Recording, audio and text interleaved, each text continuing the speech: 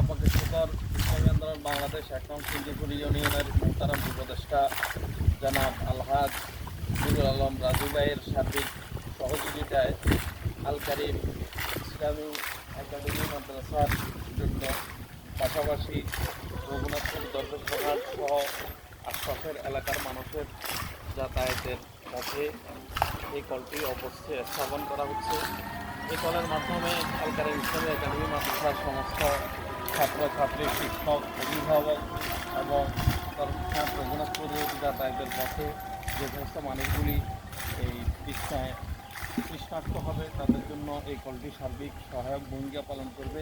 এই কল উপহার দেওয়াতেই আমরা আমাদের ইসলামী আন্দোলন বাংলাদেশ ১ নং সিদ্দিকুর ইউনিয়নের মোহতারাম উপদেষ্টা জনাব আলম রাজু ভাইয়ের এই সার্বিক কৃতজ্ঞতা জ্ঞাপন করছি। আল্লাহ পাক রব্বুল আলামিন যাতে করে তিনাকে এরকমভাবে আরও বেশি বেশি জনসাধারণের পাশে, দেশ এবং জাতির পাশে আগে খেদমত করার সুযোগ দেন, আমরা তার জন্য দোয়া করছি।